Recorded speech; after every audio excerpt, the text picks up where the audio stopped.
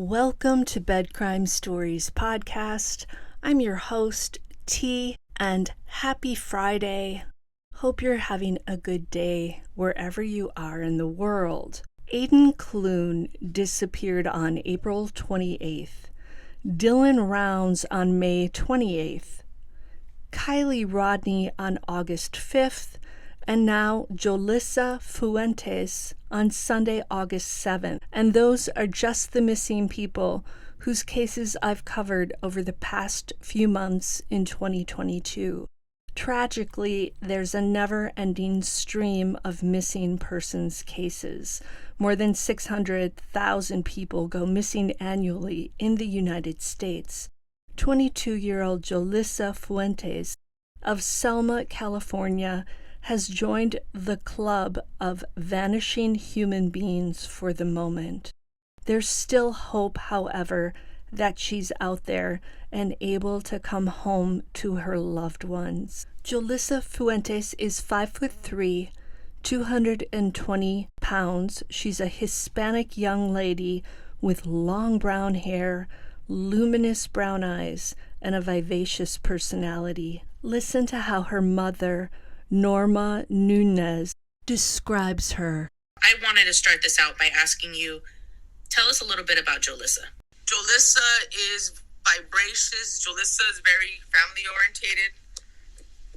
Jolissa is beautiful person. She's gutsy. She cares about her family. Jolissa's the light. Jolissa's our missing link.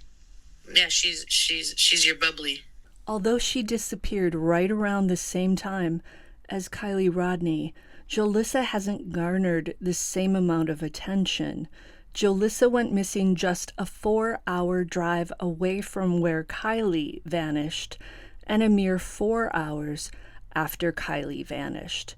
And while it's clear that the two cases are unrelated, it does underscore how certain cases capture the public's attention while others get relegated to the back of the shelf. But finally, things are changing for Jolissa, and her name is coming into the limelight. On August 25th, 2022, the guys from Adventures with Purpose began searching in the Pine Flat Lake and Avocado Lake area for Jolissa. This area, which is 37.5 miles northeast of Selma, is of interest for two reasons. One, because Jolissa's phone last pinged near Avocado Lake, and two, because Jolissa often goes there when she needs to unwind and find solace. It's her go-to place for tranquility. She frequented that area after a dear friend of hers was killed in Selma 3 years ago. AWP was able to clear Avocado Lake on August 25th. Today, on August 26th, they're headed to the Pine Flat Lake Reservoir to look for Jolissa. Her story is similar to Kiely Rodni's in that she disappeared after attending a party. She took a different route home than the one that leads straight back there. Her cell phone last pinged near a body of water. She has a silver vehicle, and her iPhone went dead soon after her disappearance. Now let's take a trip through Jolissa's actions on the day of the gathering and the day of her disappearance. Our story actually begins around 8 p.m. on Saturday, August 6th. That's when Jolissa arrived at her best friend's family gathering. Along with the friend's family members, there were 4 non-family members at the gathering. Jolissa enjoyed hanging out with the best friend's brother and his girlfriend, who were also in attendance. According to Jolissa's parents, Norma Nunez and Joey Fuentes, Jolissa works 6 days a week for a family member, and she would never miss work if she could help it. Jolissa appears to have had a work hard, play hard attitude because she stayed at the friend's family gathering until well into the early hours of Sunday. Sometime between 3 a.m. and 3:30 a.m., her best friend, who'd gone to bed earlier, came out to wherever her brother, his girlfriend, and Jolissa were, and she chastised Jolissa for being too loud. Jolissa, who may have been embarrassed and angry for being called out, ended up leaving her friend's house right afterward and driving away into the darkness. Note that the family and law enforcement have spoken to all the people who attended the gathering, and they don't believe any of them have anything to do with Jolissa's disappearance. And Jolissa was later captured on a surveillance camera at a gas station. So she definitely left the party, and the partygoers were not the last people to lay eyes on her. Although her family says she wasn't a big drinker, no one seems to have any information as to whether or not she was inebriated when she left her friend's house. The best friend has said that Jolissa departed at 3:30 a.m. Right around that same time, Jolissa called her brother Joey. According to Jolissa's mother, Norma, Jolissa told Joey that she was taking off from the gathering. She asked Joey where he was. He told her that he was with a friend at the Denny's in Fresno. Jolissa then told him that she was going to go to the store and she'd be right back. Jolissa's mother doesn't believe that she was planning to meet up with her brother at the Denny's. She also doesn't believe that Jolissa was depressed prior to disappearing, so a self-harm scenario is unlikely. Jolissa had about 30 minutes to drive from her best friend's house to the residence in Selma that she shares with her grandmother. Once home, Jolissa ran inside, grabbed her beloved Michael Kors backpack, which she uses as a purse, and then left for the local Arco AM/PM gas station near Nebraska and Highland Avenues in Selma. At 3:59 a.m., Jolissa arrived at the Arco gas station, where she was captured on a surveillance camera. The grainy footage shows Jolissa getting out of her car, going into the store, and purchasing cigar rolling papers. It's presumed that she purchased the papers to roll a blunt. Jolissa was known to smoke marijuana from time to time, and she kept a stash on hand. Thus, she didn't need to visit a dealer that night to buy it, and the family doesn't believe that Jolissa smoked marijuana laced with fentanyl. She'd already smoked some of her supply, and she hadn't had any problems. Some people have observed that Jolissa appears agitated in the surveillance footage, and she does seem to whip her car door open and then slam it shut. Perhaps this was down to a foul mood sparked by her friend letting her have it. As she drives out of the gas station parking lot, Jolissa strangely turns left, which is westbound. She should have made a right and headed eastbound, because that would have been the direction home. This would be the last time anyone clearly saw Jolissa and her 2011 silver accent. Jolissa's family believes that she likely headed left so that she could go to a place they call the Orchards. The orchards are agricultural fields in the area. This is Central California, where orchards and fields are as plentiful as the oranges and lemons that grow in the trees. Jolissa often goes to the orchards to smoke and unwind. A little later, Jolissa ends up doubling back from the orchards, and she drives through Selma, where she stops at a Bank of America. The family knows this because it was the last location that appeared on her Apple Find My iPhone app. What's strange is that her parents say Jolissa doesn't bank at Bank of America. So what was she doing there? Perhaps using their ATM? After driving through Selma, Jolissa continues on to the nearby town of Sanger. Note that per the family, Jolissa always drove on back roads instead of highways. A girl after my own heart. From Sanger, Jolissa headed to the Avocado Lake / Pine Flat Lake Reservoir area. According to Norma, Jolissa would often go to Avocado Lake by herself. In fact, it wasn't unusual for her to head to any and all remote locations nearby alone and late at night. I don't know which one. He just said he was in Fresno. He was with his friend, Yeah. his good friend. So he said that he was in Fresno and that he couldn't, he wasn't close by there. So she goes, okay, I'm going to go to the store. I'll be back. Because my first thought when somebody said that she went through Sanger, I was like, what if she was trying to go to the Denny's, because you know how it's right there on the border of Fresno and Sanger? No, I don't think so. Yeah. They had said that she has gone to Avocado Lake before. And Yes. I was telling Zav Girl that growing up there, I have ended up at the lake at 4 or 5 in the morning with friends to hang out, smoke and stuff. Mine was usually Millerton because it's the other way, but same stuff. So it doesn't seem abnormal to me. But would she go out there alone? Yeah, she would. She would go out there alone. Yeah, she would. She would go out there alone. Yeah, she would. She liked going into like these desolate areas. That's why we were so focused in the country. Right. At first, we were because she would like go into these. You know how the country has like a lot of the orchards and like little hidden spots. I'm pretty sure when you were young, people would like we'd like to go hang out at those places. But like I said, Jolissa was very gutsy.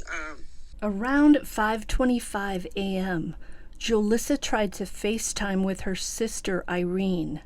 She tried a second time just a minute later at 5:26 a.m., but Irene was fast asleep at her friend's house in Los Angeles. Irene didn't hear her phone ring because it was charging in another room. Since then, Jolissa's mother, Norma, has asked herself over and over, why did she FaceTime? Did she want to show us something? Was something wrong? Apparently, law enforcement has surveillance footage of Jolissa driving back from the orchards, but they've not shared it with the family or the public. There's a 30-minute window when Jolissa was off-grid, and no one knows exactly what she was up to during that period. Is that when she smoked the blunt? Is that when she drove to the Bank of America? If so, why was she at a bank at that hour? Did someone intercept her at that point? It's unclear if any money was taken out of her account from an ATM at that bank. The family has also stated that Jolissa was not on any dating site, so it's unlikely she had plans to meet up with anyone. By late Sunday night, Jolissa's family knew something was very wrong. They were adamant that Jolissa being out of contact with her family for that amount of time was not normal, and they reported her missing that same night on Sunday, August 7th at 8 p.m. Note that Jolissa's phone pinged on the morning of August 7th, but the phone later appeared to be off. Sadly, law enforcement did not hold a press conference about Jolissa's disappearance until Monday, August 22nd, which was 15 days after the 22-year-old went missing. You have to wonder why Jolissa's disappearance didn't warrant a press conference before that time. It seems to be the same story we hear in other cases, where the police don't take the situation seriously until long after the person vanishes. At the time when it's most critical to track down a missing person, within, say, the first hours and the first day of them disappearing, law enforcement is often unwilling to admit that something might be very wrong and to put any resources onto the case. Investigators believe Jolissa's phone traversed the city of Sanger and went up through the Avocado Lake and Pine Flat Lake reservoir areas west of Selma, where they have searched and continued to search for any sign of the 22-year-old. Jolissa has not left a digital footprint. She hasn't engaged in any online activity since her disappearance, so no social media, no visits to ATMs. all of which make it difficult to follow her trail. Authorities have sent search warrants out to social media and other online platforms to see if they can glean any more information regarding Jolissa's location. Selma Police Chief Rudy Alcarez said that investigators are treating missing Jolissafuentes' disappearance as a criminal matter. He said, and I quote, "There's nothing overtly that leads us to believe that a criminal act occurred. However, Ms. Fuentes has been gone for a long time, and this is not normal behavior for Ms. Fuentes. So we're treating this as a criminal matter," end quote. Jolissa's family started searching for her right from the jump. They were out in force by the Monday after the gathering, going through the orchards and fields surrounding Selma. They've done grid searches on foot. They've also knocked on every house along Nebraska Avenue in Selma that has a camera to ask if they have footage of the road from early Sunday morning. An Indian woman who lives in a large mansion in the area showed the family her camera footage, which indicates that Jolissa didn't make it as far as that mansion. The only vehicles going by this woman's house early Sunday morning were trucks. So that tells the family that Jolissa did not travel that far. The family has now expanded their efforts throughout Fresno County. According to law enforcement, they've spent 288 hours searching the area since Jolissa's disappearance, using 16 off-road vehicles and covering 1,740 ground miles. The Fresno County Sheriff's Office has been combing through the remote areas near both lakes on the ground and by air using a helicopter. But because the area is enormous, there's no way they've covered every square inch. And because this is the first time Jolissa's family has had a loved one go missing, they aren't adept at organizing grid searches, and they're feeling lost. If Adventures with Purpose has no luck at Pine Flat Lake Reservoir today, it may be time for EquiSearch to bring their searchers and expertise to Selma. The family is desperate to hear their loved one's voice. Those were the voices of her parents, Norma and Joey. There's a $10,000 reward for information that leads to Jolissa's whereabouts. You can share credible tips with Detective Richard Figueroa of the Selma Police Department at 559-891-2243. There's also a GoFundMe named Bring Jolissa Home Safe to raise money for the many searches and to help pay for a private investigator that the family would like to engage. I'll leave information for all of this in the description. Jolissa was last seen driving her 2011 four-door silver Hyundai Accent with license plate 8MPU 766 and tinted rear windows. Jolissa, again, is 5'3" tall, and she weighs 220 pounds. Until the next time on Bed Crime Stories, now do me a favor and hit that like button. Please subscribe if you're not yet subscribed. Also, there's now a new way to give thanks and support for the work I do here at Bed Crime Stories by using a super thanks in the comments.